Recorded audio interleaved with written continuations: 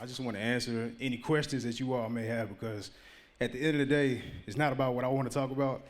It's about what you guys need help with and maybe want to learn that I can maybe help you with. So, do you all have anything that you have any questions about? It can be like, dealing with music, your career, social media, life stuff, lifestyle as a musician, anything. Thank you. What do you be thinking when it comes to being creative in your solos? So solos, so I don't think about anything like as far as rudiments, but what I focus on, and all of you are you understand note values because you read music earlier when you were playing the drumline stuff. So what I think about when I solo is I think about building my solos. So I think about note value. So say for example, if I'm like, okay, at the beginning of the solo, I want to build it. I may not start out my solo playing fast notes, like 30-second notes or 16 notes. I'm going to start by mentally thinking about playing things around the pulse, the quarter note, boom, playing things around that, keeping it more open in the beginning, and gradually increasing this, like building the solo. So I may be focused on doing things more open, like based around quarter note or eighth notes for the first 4 to 8 bars, however long the solo is, and then just say the next 4 to 8 bars, okay, now I'm starting to incorporate some triplet stuff or some 16 notes, because what you want to do is you want your solo to go just like this, you want it to rise. You don't want to come out the gate just playing 30-second notes because then you have nowhere to go upward. Only way you have to go is down. And you want to take people on a journey, so you want to start soft or low and gradually increase. So I may start out quarter note, eighth note, build it to using the next 4 to 8 bars, triplet, 16 notes, and then by the time I get to the end of the solo when I'm about to come out, okay, now you pull out all the fast stuff, or whatever your peak is.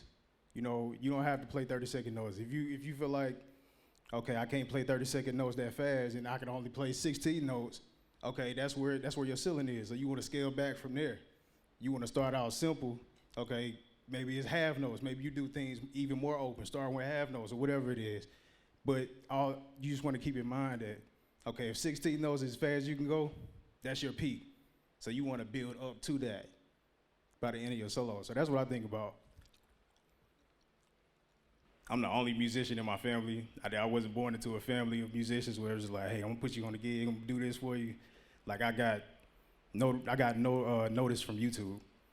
It started with I posted my first video in '06, and it started locally. Like somebody had referred me to do a Valentine's Day gig in my hometown. But from that point, I networked with those people at that gig, and then from that point on, it's just like they called me whenever they got something new. But social media is very, very powerful as far as being seen. It's like a free way for you to market yourself and what you do. You just gotta put yourself out there and find yourself first, and like don't lose yourself. Figure it out what it is that you enjoy doing and that you're passionate about. In whatever way, like just be yourself. Don't try to be somebody else to get likes and views. Like be yourself totally, and like figure out who it is that you are, and just share it with the world. And the right people will gravitate towards it and be inspired by it. And then also too, it's like think about everybody that you follow on social media. Ask yourself, why do I follow this person? It's either because they might be funny, they inspire you by what they do, or they motivate you. But it's all positive reasons most of the time. So keep that in mind too. But as far as like consistency with posting, the algorithm is always changing. But for me, I try to stay consistent. Post as much as I can. I would say, for you younger, the youth, while you don't have, that many, you may not have that many responsibilities right now at a young age. Like I would say, take advantage of this time to like really hone in on your craft and share your gift on social media as much as possible, because it's like like I said, that's how I started. That's how I got noticed and like got a lot of opportunities. And use what you got. You don't have to have the best quality to start out. You got to start somewhere. I think the biggest thing is getting yourself locked into a routine, and getting used to the lifestyle of doing that. And the more you do it, you'll learn new things, you'll grow, you'll get better, and your quality will continue to increase because you're going to get better at doing what you're doing. And that's what I would do. Just hone in on your craft, being the best person that you can be. I'll offer the instrument, and on the instrument, learn everything that you can learn. But don't be afraid to put yourself out there and share with the world if this is something that you want to be doing, full time, because you can do it. If I can do it, all y'all can do it. Like, for real. So that's my advice, in a nutshell. But with the algorithm changing, for me, I just try to stay consistent and doing, being mindful of what the algorithm is doing, but not losing myself though, because it's been a few times where I'm like, okay, I got caught up in the likes and the views, and I'm like, oh man, I don't know what I'm gonna do. What am I gonna do? I'm not getting a bunch of followers. I ain't getting a bunch of likes and all this stuff. But it's like you gotta stay away from that mindset and just do, like, if you know what you have is valuable, then just do that. Like, whatever you're passionate about, and if you know who you are as a person and as a musician, just stay with it. Like, it'll work out. Like, we can't control the algorithms, but I'm not gonna change who I am for the online, algorithm or likes or whatever. It's like, stay true to who you are and do you, and it'll come to you. The opportunities will come. Just stay consistent. You're awesome. I've been privileged to know you. Thank you, man. You too, man. You named some guys that inspired you coming up and even now. Yeah. So it's funny, man. Like, when I was younger, I had no idea who I was listening to. Like, I would hear music, but I had no clue who the drummers were that I was listening to. I just knew that I liked the drummer on that song. But when I got older, I eventually found out who these guys were. So Calvin Rogers was probably the main one for me when I was younger. But then when I crossed over to playing like jazz fusion with my band, the Four Corners, that was like my first time ever playing jazz fusion. Like, I started out playing gospel and R&B music, and I had no knowledge about jazz fusion, none of that. Like, I used to try to mimic it. Like, the first band I listened to was Tribal Tech with Scott Henderson. I did one cover, but I was just doing what I was, what I knew to do, like playing gospel music. I had a gospel approach to it. You know what I'm saying? So, but when I got with Four Corners though, they gave me some albums from Chick Corea Electric Band. They gave me Dave Weckl. It was like, hey man, study Dave and study his approach on his music, and that's what I did. So, and that's kind of like, I feel like that was a pivotal moment for me, because that's when I started to evolve into my own sound, my own approach. It's like just blending those two worlds together, like the gospel R&B approach with the jazz fusion approach, and over time, just working that. But yeah, I would say Calvin Rogers for sure earlier in my career, and then Dave Weckl was that moment, and then of course like a lot of clinicians like Chris Coleman and Tony Royster. I studied all those guys too. So and all the Gospel Child guys, Thomas Prison, Eric Moore, all them, But those are some of the main ones that I studied. And then, later on, I went back and, started listening to Vinnie Colaiuta, Dennis Chambers. And here recently, I've been, starting to pick up some straight ahead stuff as well. So just trying to stay growing, man. But yeah, those are some of the main guys for sure. My warm up is kind of based on how I feel, to be honest. Like, most of the time before I play, I stretch, just do some arm and wrist stretching. So I just take like two sticks right here and put them together like near the shoulder, hold them in the middle, and go like that. So I'll do this for like maybe like a minute straight, each arm, and I may do it, twice. Just do the same thing. So that's one stretch I do. I do that. And then I'll hold the sticks like this. So, and I go like this. So, like that, and grab it from this side, and like that, and just hold it.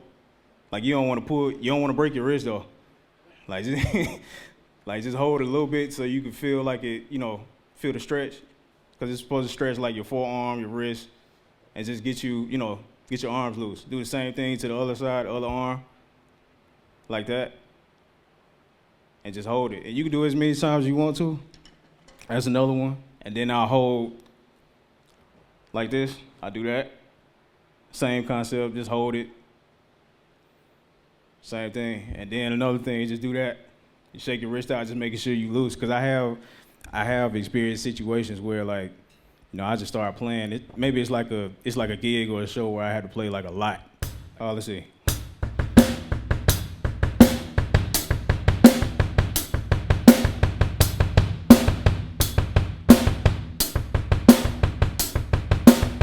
So I do that, and you don't want to. If you sound checking, you don't want to be too loud with it. But if you got some time to do it, that's what I would do.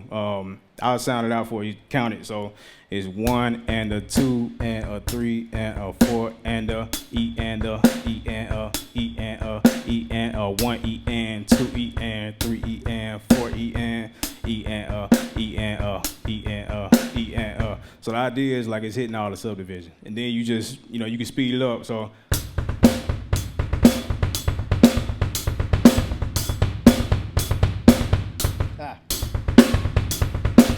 So yeah, that's it. That's pretty much all I do for warming up, and but I would say like it's pretty open. It's pretty like just based on how I feel that day.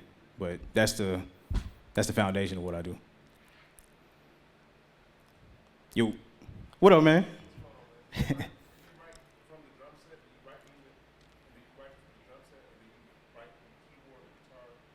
You mean as far as like composing? Oh, as a drummer.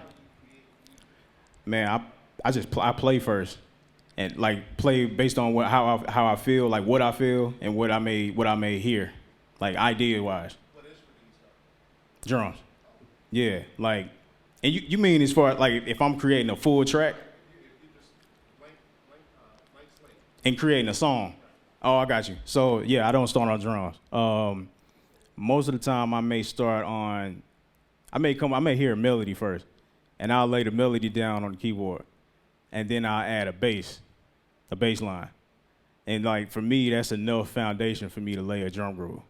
So, but that's usually how it starts. But there are times though where like, I just hear like it's just random drum idea, drum groove in my head. And I'll turn my phone on like the voice memo or whatever. I just lay a scratch down real quick. Cause like, you know how it is. Like if you don't do it right then, it's gonna be gone. Like you forget it. So that's, sometimes that's how it is for me. But most of the times, like I'll lay the melody down or whatever, like chord progression I'm hearing, and just lay the bass line down. And that's, from there, it's like I'll go lay the drum pattern down or whatever, and then go back and build over it. So yeah. Yep. Yes, sir. Your video. Uh-huh. So that's my next thing. Want to go social media. Yeah. Starting out, what's your opinion of basic equipment that's needed So to do, to have good quality mhm. audio and video? Got you. So let's see. What instrument? Drums. So honestly, say if I didn't have any mics and all I had, if you're on Instagram, you got a smartphone, right? So you can have a smartphone, and if you set up in a room with good lighting, you can set your iPhone up and have like another device. It could be a CD player or whatever. Play the song that you want to play to using the CD. Like plug your headphones into the CD player or whatever. Hit play. Put the iPhone right here. Hit record. Play over it. And so that you can hear the song that you're playing to. Then you go back to your iPhone, and there are apps. Say, for example, you can use an app called CapCut. That's an app, CapCut. you can import the video you just recorded on your phone, grab the song from somewhere else like YouTube, import that song into the app, and line it up. That's it. So you just bypass like using Logic, mics, everything. As long as you got good lighting in the room and you got a smartphone, it can be done. That's it. And if you don't have if you're not in a room with like good lighting, I mean, you can get a light for like $15, maybe $20 from Amazon, and that's one of them like a ring light or something. You know what I'm saying? Just to light it up so you can see, what you're doing, the full kit, and so that the iPhone with the quality is good on the. I prefer iPhone over Android. Sorry, but yeah, like whatever smartphone you're using, just making sure that it's well lit so you can get the best quality as possible from the smartphone.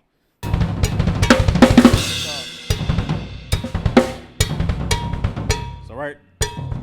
So it's almost like like a group of 5. 1, 2, 3, 4, 5, 1, 2, 1, 2, 3, 4, 5, 1, 2, 3, 4, 5. So I'm playing like a group of 5 over 4/4. That's the concept. Yeah. So I'll show you another one too. Like it's like little. When it comes to doing fills and chops, like really the only thing that I memorize and try to memorize is like how I'm going to start it off. So I like to call these like startup fills or intro fills or whatever, because it's like once I have that, it's like okay, I can be like getting ready to go from a verse to the hook, and I'm like okay, how do I want to introduce this next section? So I go back to like my library and I'm like okay, like mental library. And I'm like, okay, how do I want to start this off, or how do I want to make this transition?